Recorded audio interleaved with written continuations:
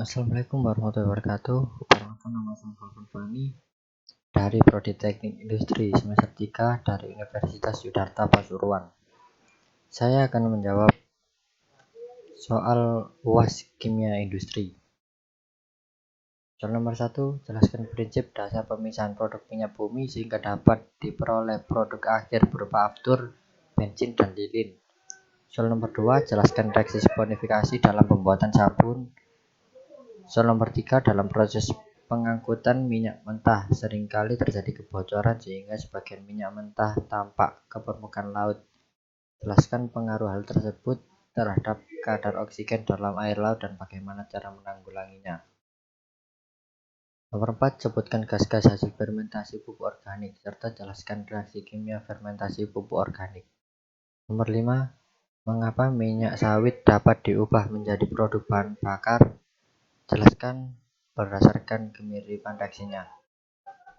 Jawaban soal nomor 1, metode pemisahan untuk minyak bumi menjadi aftur, kerosin, dan premium yaitu menggunakan distilasi bertingkat pada kolom fraksinasi. Metode distilasi bertingkat berdasarkan pada perbedaan titik didih tiap senyawa. Seperti yang diketahui bahwa untuk senyawa hidrokarbon semakin panjang suatu rantai dari hidrokarbon semakin tinggi titik didihnya. Dari ketiga senyawa tersebut, maka dapat disimpulkan bahwa premium memiliki titik didih paling rendah, yaitu 40 derajat Celcius, aftur 145 derajat Celcius, dan kerosin 180 derajat Celcius. Jadi pada kolom fraksinasi yang paling bawah akan didapatkan kerosin karena titik didihnya paling rendah. Setelah itu aftur yang paling atas didapatkan pada premium. Sebenarnya premium tidak didapatkan secara langsung tetapi dengan penambahan zat aditif seperti MTBE atau TEL dan sebagainya. Namun dalam hal ini bagaimana digolongkan sebagai bensin yang memiliki titik didih 40 derajat Celcius. Nomor 2, jelaskan reaksi saponifikasi dalam pembuatan sabun. Dasar teori pembuatan sabun cair maupun sabun padat adalah reaksi saponifikasi. Saponifikasi kuat adalah reaksi hidrolisis asam lemak atau minyak oleh adanya basa dalam kurung NaOH atau KOH atau dikenal dengan larutan alkali sehingga menghasilkan sabun berupa garam natrium dari asam lemak atau minyak. Alkali yang digunakan untuk membuat sabun cair atau sabun padat pada kenyataan sama. Yang membedakan adalah jenis alkali yang digunakan, KOH. Dalam kurung potasium hidroksida digunakan untuk membuat sabun cair, NaOH, sodium hidroksida digunakan untuk membuat sabun padat. Sabun yang mempunyai sifat membersihkan melalui proses kimia koloid, karena sabun dapat mempunyai gugus polar dan nonpolar. Soal nomor 3, dalam proses pengangkatan minyak mentah seringkali terjadi kebocoran sehingga sebagian minyak mentah tumpah ke permukaan laut. Jelaskan pengaruh hal tersebut terhadap kolom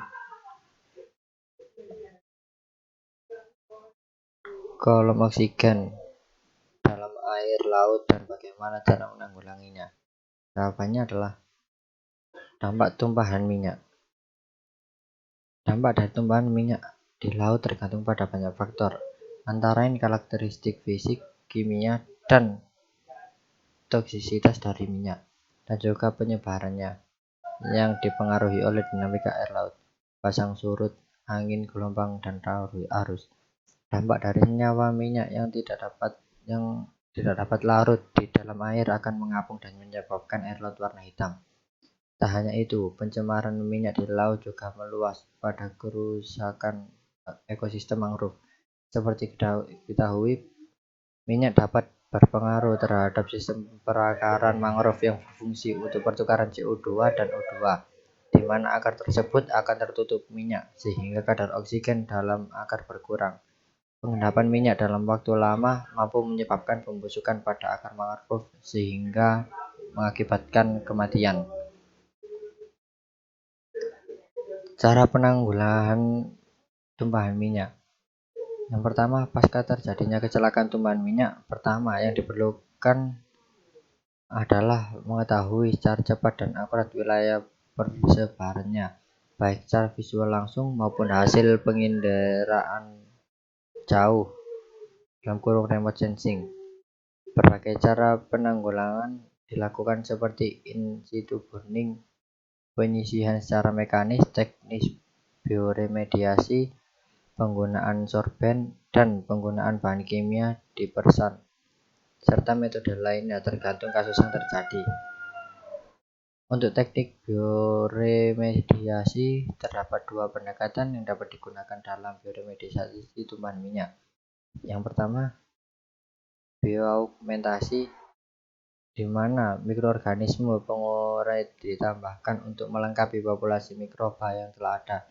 Dan dua, biostimulasi, di mana pertumbuhan bakteri pengurai hidrokarbon asli dirangsang dengan cara penambahan nutrien dan atau mengubah habitatnya.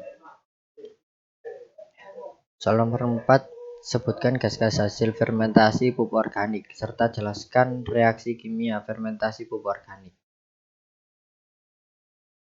Biogas merupakan bahan bakar gas biofuel dan bahan bakar yang dapat diperbarui yang dihasilkan secara anaerobik, digestion atau fermentasi anaerob dari bahan organik dengan bantuan bakteri metana seperti Methanobacterium sp.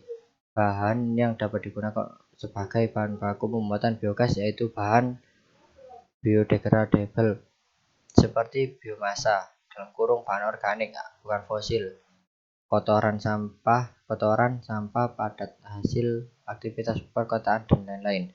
Akan tetapi biogas biasanya dibuat dari kotoran ternak seperti kerbau, sapi, kambing, kuda, dan lain-lain. Reaksi kimia yang terdapat pada biogas adalah metan (CH4), karbon dioksida (CO2), nitrogen (N2), karbon monoksida (CO2), oksigen (O2), propana (C3H8), hidrogen sulfida (H2S), sedikit nilai kalor (KKL atau M2). Soal nomor 5, mengapa minyak sawit dapat diubah menjadi produk bahan bakar? Dan jelaskan berdasarkan kemiripan reaksi kimianya. Minyak sawit dapat berubah menjadi bahan bakar sebab Indonesia terus melakukan upaya untuk menciptakan sumber energi baru ramah lingkungan, sehingga ditemukan minyak sawit yang dapat berubah menjadi bahan bakar dengan menggabungkan sumber bahan bakar alami dengan sumber bahan bakar fosil untuk diproses di dalam kilang sehingga menghasilkan bahan bakar ramah lingkungan. Berdasarkan kemiripan reaksi kimianya, percampuran langsung CPO (crude palm oil) dengan bahan bakar fosil di kilang secara teknis lebih sempurna dengan proses kimia, sehingga menghasilkan bahan bakar bensin dengan kualitas lebih tinggi karena nilai oktan mengalami peningkatan. Terima kasih atas jawaban yang dapat saya sampaikan. Mohon maaf apabila ada salah kata. Assalamualaikum warahmatullahi wabarakatuh.